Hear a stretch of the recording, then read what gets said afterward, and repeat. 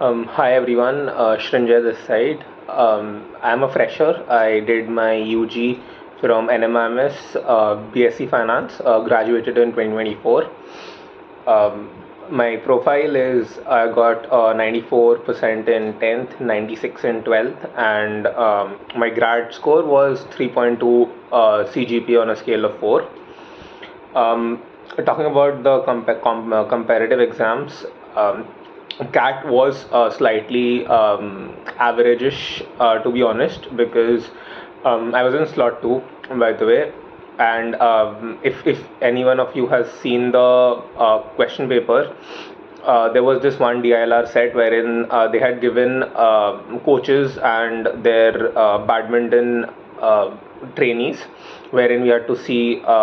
It was basically an arrangement set wherein we had to figure out which coach trained which player, and in that I misread one info, because of which I got the entire set wrong, and that basically ended my aspirations to make it to the top IIMs. So very middling, very middling cat, to be honest. But the other exams were a little more kind to me.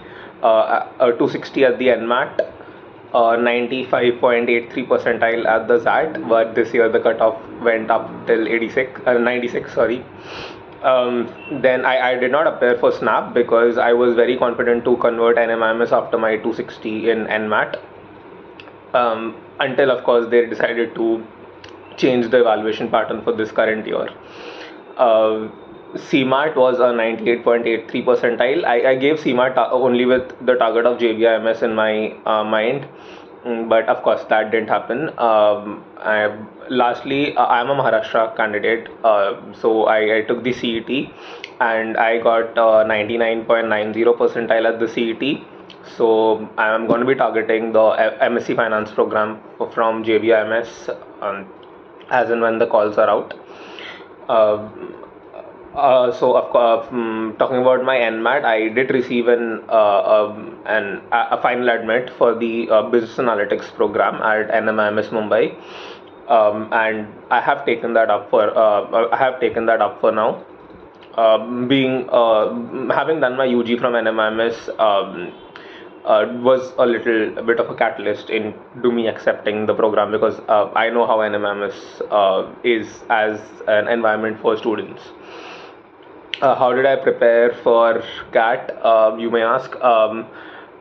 It was largely a lot of focus was on self studies.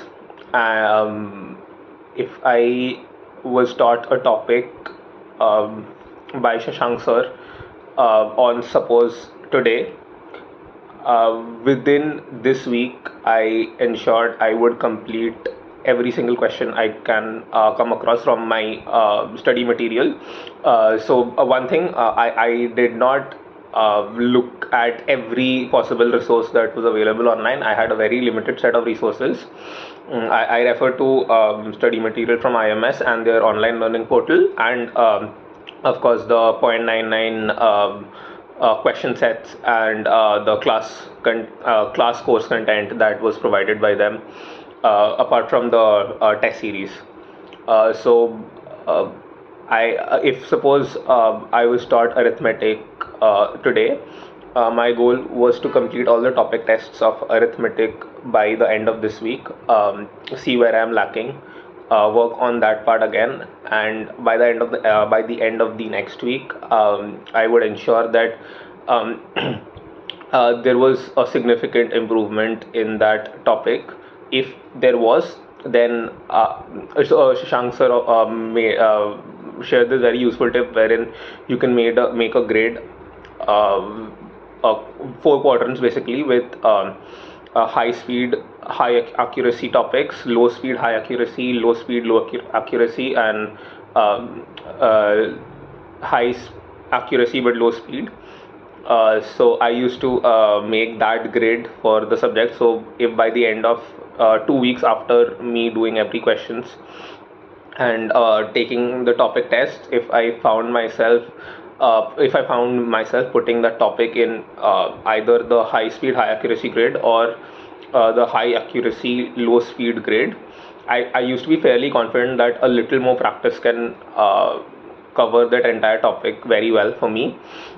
But of course, if I found myself in the low speed, low accuracy, and you had to work upon it a lot more.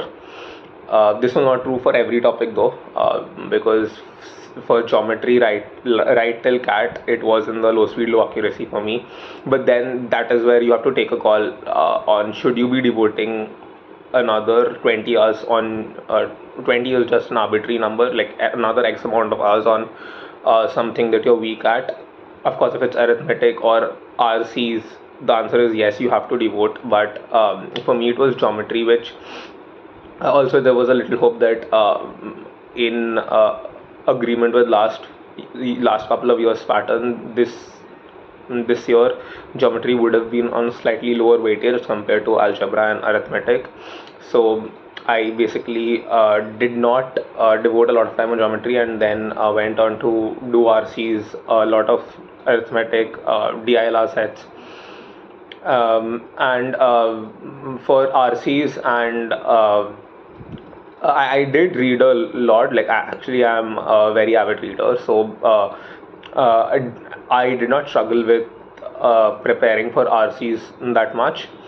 Mm, and DILR, it's just one thing. It just comes down to the number of sets you have solved on till the day of the cat. So 3-4 sets a day at least. And sorry. I'm trying to remember something which Shashank sir used to always tell us is that it was that never stop taking tests, either A because you feel underprepared or B because you're not scoring well, because you will peak after say maybe 2 tests, 3 mocks, 5 mocks, sometimes 15 mocks. I personally reached my best percentile in a mock after some 7 to 8 mocks. So never stop taking tests, and more important than taking tests is the analysis part of the tests. So all always sit and spend at least 2 hours to analyze every test that you take. Of course, full length mocks is what I'm talking about. Since NMMS was the only interview call that I got, my experience with their interview process was fairly good, to be honest. Apart from like the fact that they changed their evaluation system completely this year, with only 20% weightage to the NMAT, and another I think 10 to 20% with the personal interview. I somehow knew the interview was not going to play a very huge role, so I was a little bit chill before the interview. However, the interview process and experience was fine. The registration system, the interview process, the actual interview, it was fairly well managed. Shashank sir in particular has been a very good sounding board all throughout the journey, and even post CET results are out, even today. The entire .99 community, to be honest, all the students, I have never met any of them in real life, but they're all extremely helpful. Whenever anyone messages regarding any doubts, be it academics, personal life, college, whatever happens, if there's a message on the group, there are genuine suggestions to help the person. So yeah, I mean, it's been a very wonderful ride with .99. In fact, this community part was something I never expected, but I'm very grateful for it. And apart from that, Shashank sir, sometimes you need to hear the truth, and he can tell you the truth in a way that you'll not be afraid, but you will be prompted to act on it to increase your scores. And he'll make learning fun. So 2-3 hours just pass by like a couple of minutes in during his sessions. So it was very fun learning with him, and I wish you all the very best, and cheers to life.